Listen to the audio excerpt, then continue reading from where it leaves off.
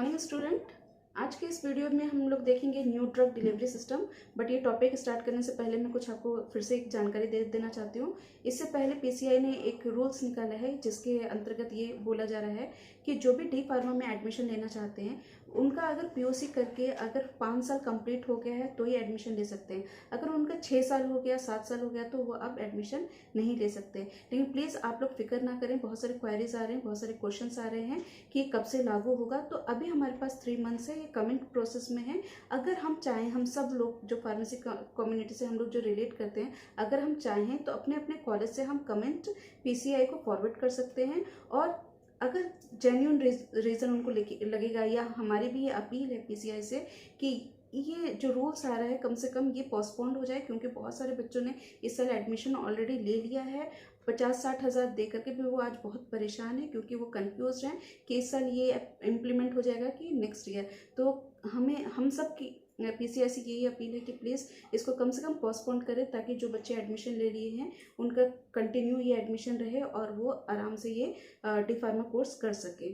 तो इसी अपील के साथ आप सबसे भी है कि आप एक साथ अपने अपने कॉलेज में कर सकते हैं, यानी फॉरवर्ड कर सकते हैं। पीसीआई को हम रिक्वेस्ट कर सकते हैं। तो प्लीज़ लेट ना करें, कंफ्यूज ना हो, यहाँ वहाँ अपना टाइम वेस्ट ना करें, जल्द से जल्द हमें ये कमेंट फॉरवर्ड करना है।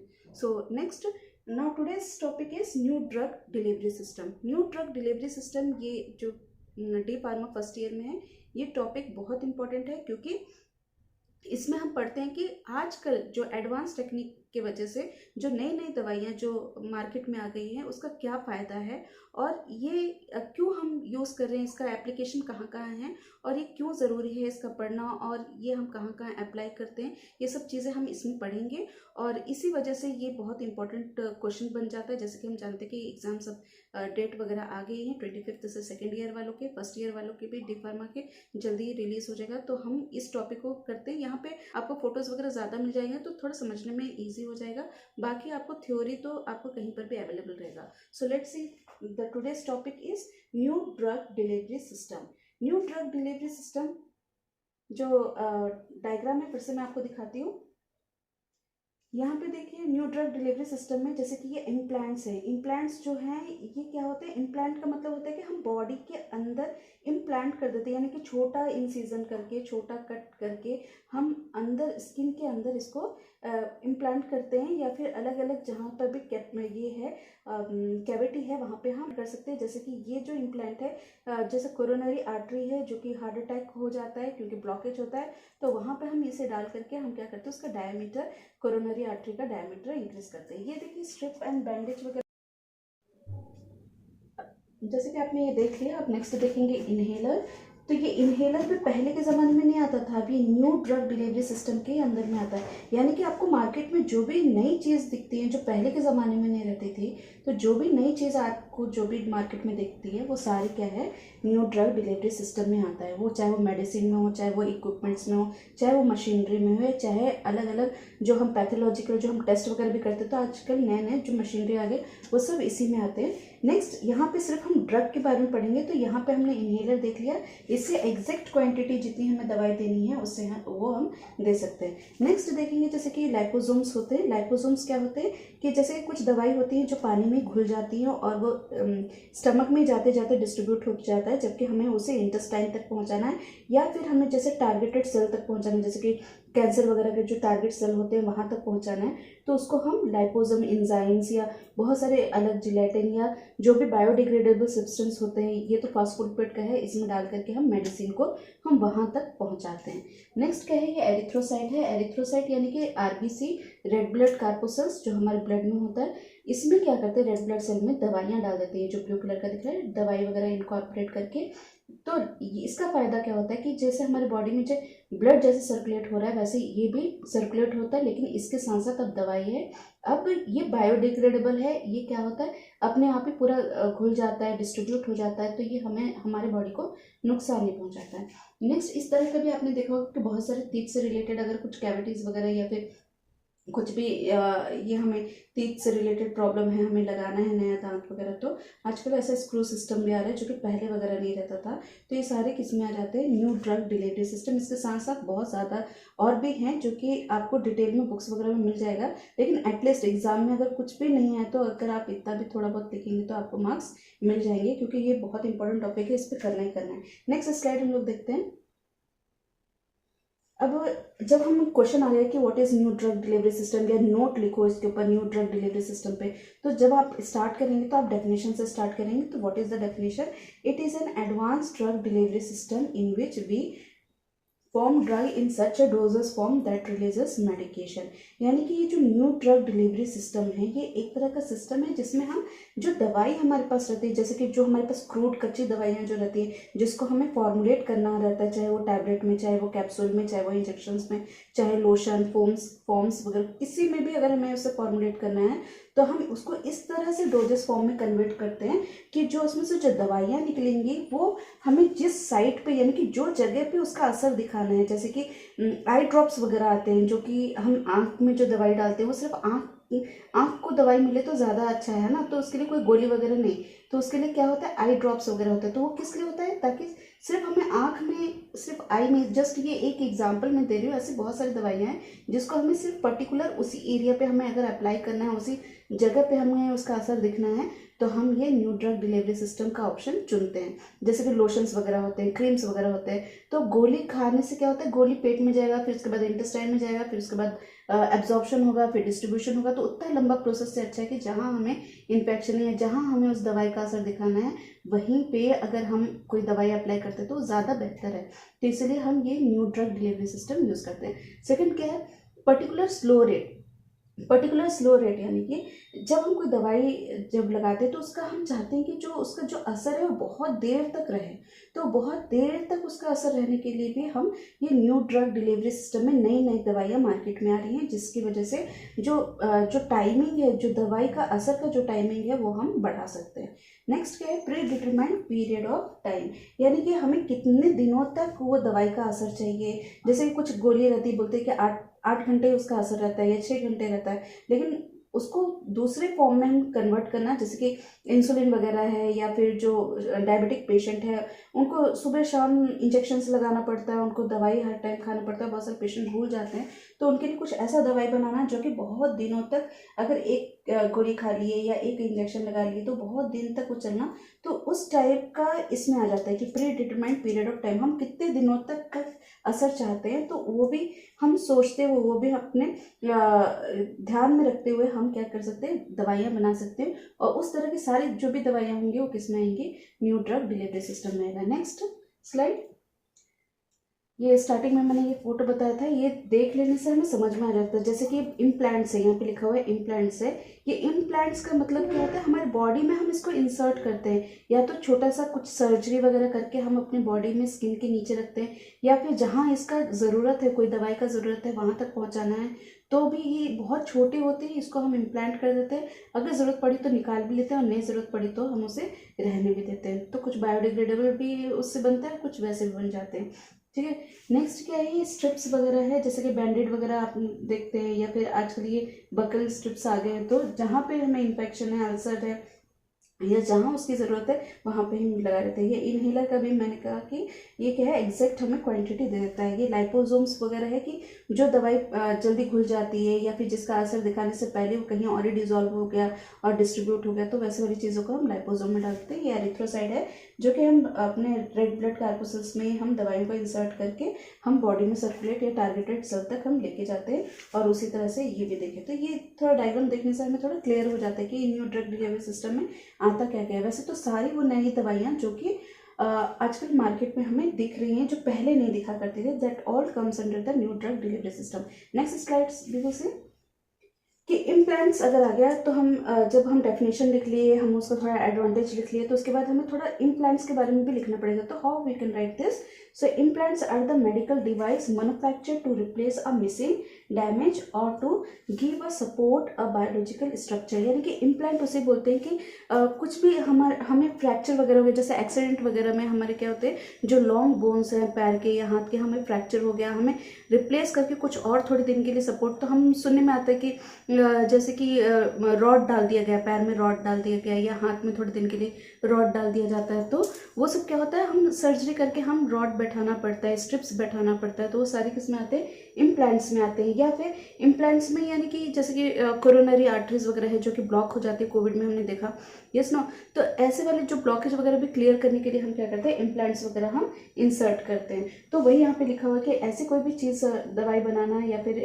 कुछ भी हम इक्विपमेंट जैसा बनाना जिसमें हम दवाई रख करके या फिर हम सपोर्ट के लिए या फिर हमारा कुछ फ्रैक्चर हो गया उसकी जगह पे हम थोड़े दिन के लिए रॉड वगैरह लगाते हैं, डैमेज हो गया तो उसकी जगह पे लगाते हैं, या फिर कोई सा बायोलॉजिकल स्ट्रक्चर जो कि हम सुनने में आता है कि किडनी इम्प्लांट कर दिए, हार्ट इम्प्लांट कर दिए। इम्प्लांट मतलब क्या होता है, एक को हटा के रिप्लेस करके दूसरे को लगाना, चाहे वो टेम्प्रोरी हो सकता है चाहे वो परमानेंट भी हो सकता है। नेक्स्ट स्लाइड में बस कि फिल्म्स एंड स्ट्रिप, ये तो आम जने सबको ही देखते हैं कि हम बैंडेड ला लेते हैं या नहीं स्ट्रिप्स ला लेते हैं, या फिर आजकल बकल का आ रहा है, तो ये हम क्यों लगाते हैं, जैसे कि छोटा मोटा हमें कट वगैरह आ गया या कुछ हमें चोट लग गई है ना, तो हम क्या करते हैं बैंडेड ला करके उसका स्ट्रिप निकाल करके, तो इसमें दवाई रहता है, तो उसी लोकल एरिया पे ही हम दवाई देते हैं। इससे क्या होता है कि हम ऐसा दवाई खा करके हम पूरे अपने बॉडी के बायोलॉजिकल सिस्टम को हम डिस्टर्ब नहीं करते या डैमेज नहीं करते। तो जो ट्रॉपिकल है यानी कि ऊपर कहीं पर भी हमें कुछ डैमेज हो गया है, मार लग गया है या फिर हमें इन्फेक्शन है या फिर कट हो गया, तो हम क्या करते हैं बैंडेड स्ट्रिप्स को हम यूज़ करते हैं। तो इसमें क्या होता है, पूरे सिस्टम को, अपने बायोलॉजिकल को सिस्टम को नहीं खराब करते हैं, है ना, उसमें गोली खाने की जरूरत नहीं होती, छोटा मोटा है तो हम ऊपर ही लगा करके वहीं का वहीं ठीक कर लेते हैं। Next slide we will see, this topic is very important. कभी कभी सिर्फ इस पे भी क्वेश्चन आ जाता है कि लाइपोसोम ड्रग कैरियर पे या लाइपोसोम पे आप एक शॉर्ट नोट लिखो। तो जब हम इसको लिखेंगे तो इसका लिखने का बहुत ज़रूरी है और इसको समझना, इसका डिटेल तो आपको बहुत कुछ मिल जाता है लेकिन इसको थोड़ा समझ करके लिखना ज़रूरी है। या फिर कुछ भी नहीं आ रहा है, एग्जाम तो बहुत नज़दीक है, तो कम से कम थोड़ा भी इसके बारे में लिखे तो आपको मार्क्स मिल जाता है, वो बेटर है कि आप छोड़ के आएंगे, उससे तो बेटर ही है ये। लाइपोसोम ड्रग कैरियर, ये होता क्या है, liposomes are the novel drug delivery system. सबसे पहले ये नोवल ड्रग डिलीवरी सिस्टम में आता है, मतलब कि ये न्यू ड्रग डिलीवरी सिस्टम है। ये पहले के ज़माने में ये सब नहीं बनाया करते थे, अब इसको बनाते हैं। ये क्या होता है, ये एक वस्कुलर स्ट्रक्चर होता है और इसमें बाई लेयर यानी कि 2 लेयर किसके रहते हैं, 2 लेयर रहते हैं फास्फोलिपिड के, फास्फोलिपिड के जिसको डिस्पर्स्ड इन वाटर, यानी कि जो भी हम व्हीकल वगैरह ले रहे हैं उसमें हम इसको डिस्ट्रीब्यूट कर देते हैं। और ये क्या रहता है, बाई लेयर, ये इंपॉर्टेंट है कि बाई लेयर फास्फोलिपिड के रहता है, यानी कि ऊपर भी और ये नीचे भी फॉस्फोलिपिड रहता है। फॉस्फोलिपिड हम जब भी यूज़ करते हैं जब कोई ड्रग है जो पानी में डालते के साथ ही वो डिजॉल्व हो जा रहा है लेकिन ऑयल में डिजॉल्व नहीं हो रहा और उसको हमें प्रोलॉन्ग बहुत दिनों तक उसके असर देखना है तो हम उसको इस फॉर्म में कन्वर्ट करते हैं। They are the microscopic vessels, ये बहुत छोटे होते हैं, माइक्रोस्कोप से देख पाते हैं हम इसे। और इम्पॉर्टेंट ये है कि ये फॉस्फोलिपिड से और बाई लेयर ऊपर और नीचे और मेडिसिन क्या रहता है बीच में रहता है यहाँ पे। New drug delivery system aim to deliver the drug at a predetermined date. अब इससे फ़ायदा क्या होता है कि क्यों हम इसको बनाते हैं, तो हम इसको कन्वर्ट करते हैं ताकि हम जितना देर तक हमें ये दवाई का असर चाहिए अपने बॉडी में और कौन सा टारगेटेड सेल पे कहाँ हमें इसका असर दिखाना है, जैसे कैंसर सेल, ट्यूमर सेल्स वगैरह होते हैं, तो वहाँ पे जाकर कोई दवाई असर करना है तो भी हम उसको लाइपोसोम में हम उसको कन्वर्ट करते हैं। Next we will see, next slide. यहाँ एप्लीकेशन है, एप्लीकेशन इसका लिखना जरूरी है, अगर सिर्फ इसी पे भी आ गया तो ठीक है। Liposome drug have a wide therapeutic application, इसका बहुत एप्लीकेशन है, जैसे कि थोड़े एग्जांपल यहाँ पे हैं।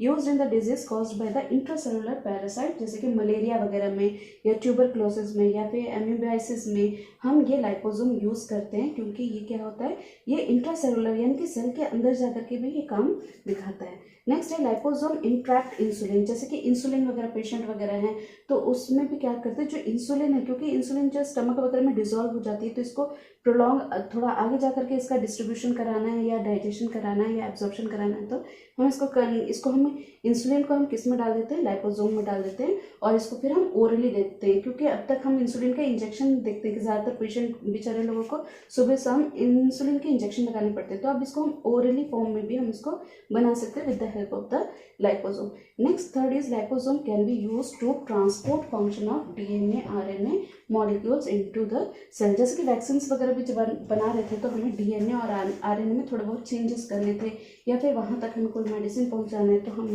किससे पहुँचा सकते हैं, लाइपोसोम से पहुँचा सकते हैं. Liposome can be use to transport a radiopharmaceuticals and immunological product.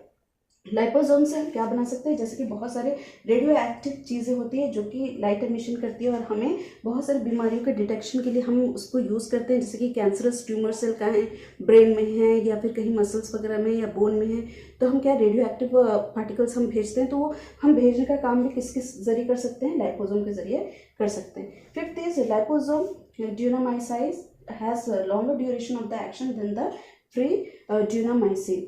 यानी कि अगर हम लाइपोसोम में हम ये दवाई डाल करके अगर हम इसको कन्वर्ट कर रहे हैं तो क्या होता है, उसका जो ड्यूरेशन, जो दवाई का असर होता है वो हम प्रोलॉन्ग कर सकते हैं, उसको हम बढ़ा सकते हैं.